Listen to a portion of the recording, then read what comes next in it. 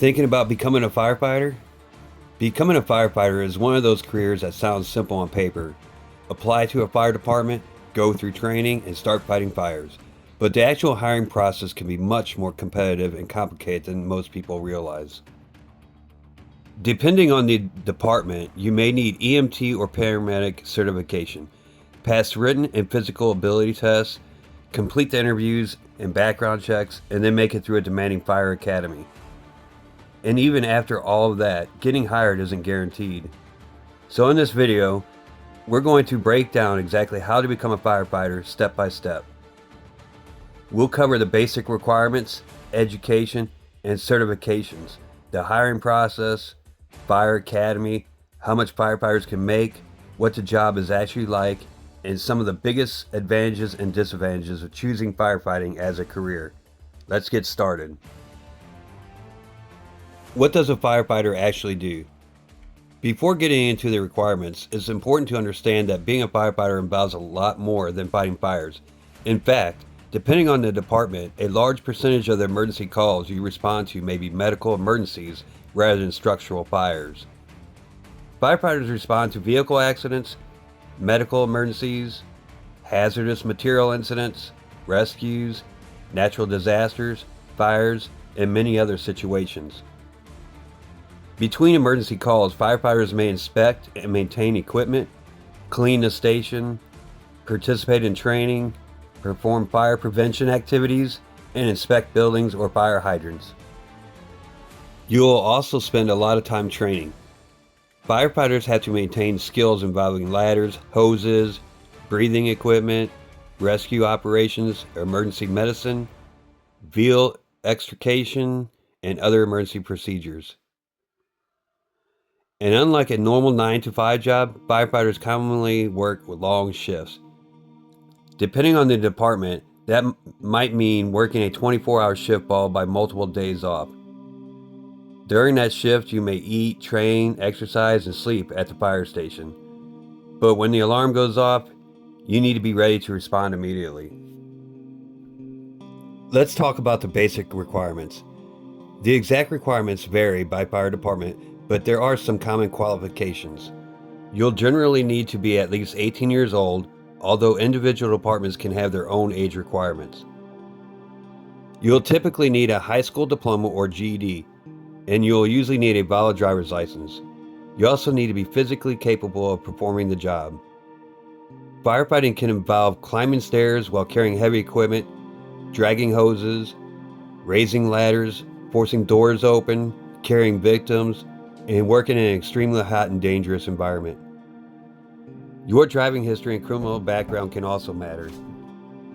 Fire departments frequently conduct extensive background investigations because firefighters are placed in positions of significant public trust. And while a college degree isn't normally required to become an entry-level firefighter, additional education can potentially become valuable later if you're interested in promotion or specialized positions. Consider becoming an EMT. This is one of the most important things to understand about becoming a firefighter today. Firefighting and emergency medical services are closely connected. Many fire departments require applicants to already have an emergency medical technician certification, while others may provide or require EMT training after you're hired. Some departments strongly prefer paramedics, and certain departments may specifically hire firefighter paramedics. That's because fire departments respond to a huge number of medical emergencies. EMT training teaches skills such as patient assessment, CPR, airway management, bleeding control, and responding to medical and traumatic emergencies. Becoming a paramedic requires significantly more training, but it can make you a much more competitive applicant in areas where departments need firefighter paramedics. Before signing up for a program, however, research the departments where you actually want to work. Look at several recent firefighter job postings and see exactly what they require. If the departments you're targeting require EMT certification, you'll know what you need to do before applying. If they strongly prefer paramedics, becoming a paramedic could give you a major advantage. The key is to work backward from the requirements of the department you want to join instead of paying for certifications you may not need. Next, you'll need to prepare yourself physically. You need to get in shape. And don't wait until you see a firefighter job posting before you start training. Many departments use a physical ability test during the hiring process. One well-known example is a candidate physical ability test, or CPAT. The CPAT is designed to simulate some of the physical demands firefighters face on the job. Tasks can involve things like climbing stairs, dragging a hose, carrying equipment, raising and extending ladders, forcing entry, searching through an enclosed area, dragging a rescue dummy, and pulling down ceilings.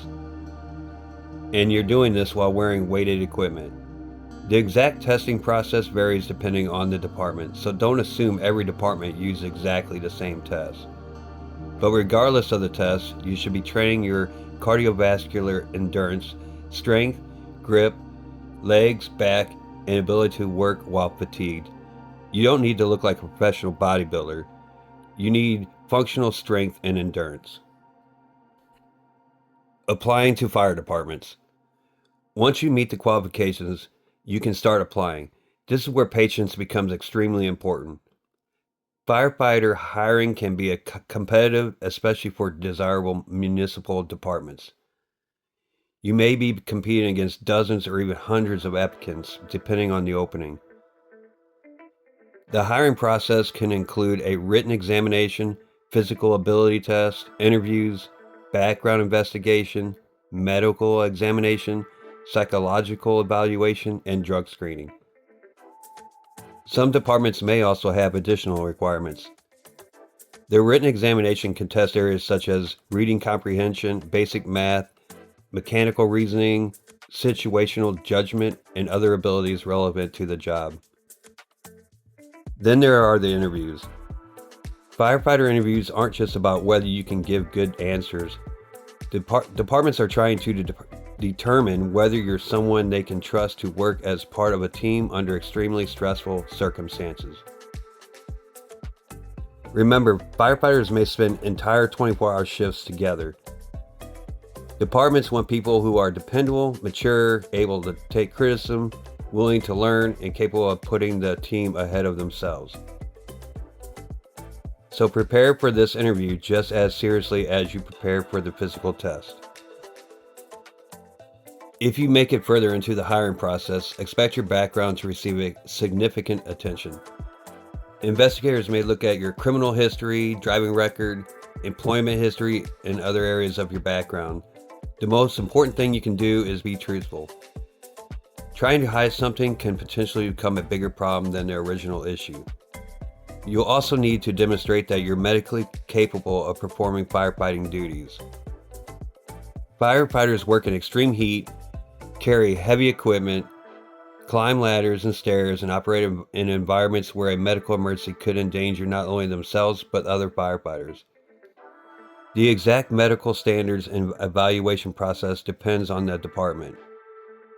Getting a conditional offer doesn't necessarily mean you're finished. You still have to make it through whatever remaining requirements the department has. The Fire Academy. If you're hired, one of the biggest challenges comes next. The Fire Academy. Depending on the department, you might attend an academy operated by the department itself or another approved training program. This is where you'll learn the actual skills required to work as a firefighter. Training can include fire behavior, hose operations, ladders, search and rescue, ventilation, forcible entry, hazardous materials, personal protective equipment, breathing apparatus, vehicle rescue, building construction, and emergency procedures. Expect a combination of classroom education and physically demanding hands-on training. You'll practice working in protective equipment and using a self-contained breathing apparatus, commonly called an SCBA. You'll learn how to move through environments with limited visibility. You'll learn how to operate as part of a crew. And you'll learn that firefighting isn't about one person trying to be a hero. Following procedures, communicating with your team, and maintaining situational awareness can literally be the difference between life and death. Depending on the department and state, you also work toward whatever firefighter certifications are required for the position. Graduate from the academy and you're much closer to becoming a working firefighter, but you're still not necessarily finished. Now you have to complete your probationary period. New firefighters commonly begin with their careers on probation. Think of this as the period where you prove that you can actually perform the job. As a probationary firefighter, you're going to be learning constantly. You'll need to learn your department's procedures, equipment, trucks, station responsibilities, and possibly the streets and buildings within your response area. And don't expect senior firefighters to be impressed just because you graduated from the academy. The academy gives you the foundation. Experience is what develops you into a capable firefighter. Be willing to listen, ask intelligent questions, take responsibility when you make mistakes, help around the station, and keep training. Successfully complete probation and you've officially established yourself in the career. Now let's talk about your pay. Firefighter salaries vary considerably depending on location, department, experience, overtime, and rank.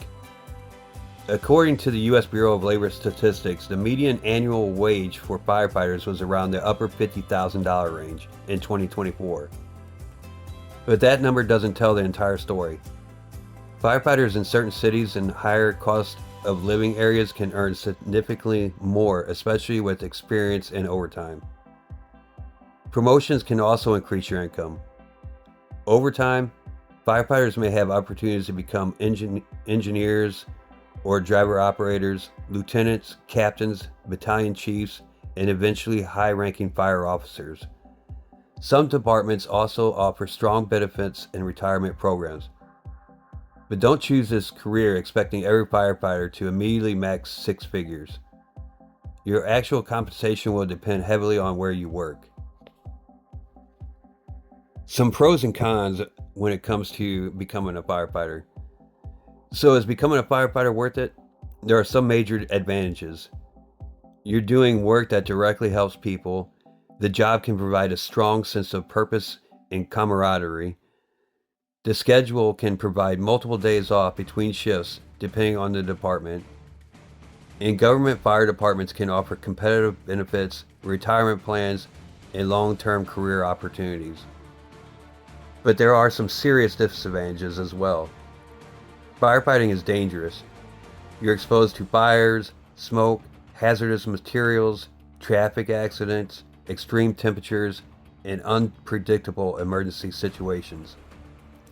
The job is physically demanding and injuries can happen. You're also going to see people on some of the worst days of their lives. Firefighters respond to fatal accidents, serious injuries, medical emergencies, and other traumatic situations. Sleep can also be unpredictable. You may technically be allowed to sleep during an overnight shift, but that doesn't mean emergency calls are going to cooperate. And holidays, weekends, birthdays, and family events don't stop emergency calls from happening. Someone has to staff the fire station. So if you still think you want to be a firefighter, if you want to become a firefighter, here's the basic roadmap. Meet the requirements for the departments where you want to work. Determine whether you need EMT or paramedic certification. Get yourself into excellent physical condition. Apply to multiple departments. Prepare for the written exam, physical ability tests, and interviews. Pass the background, medical, and other required evaluations. Complete the fire academy and improve yourself during your probationary period.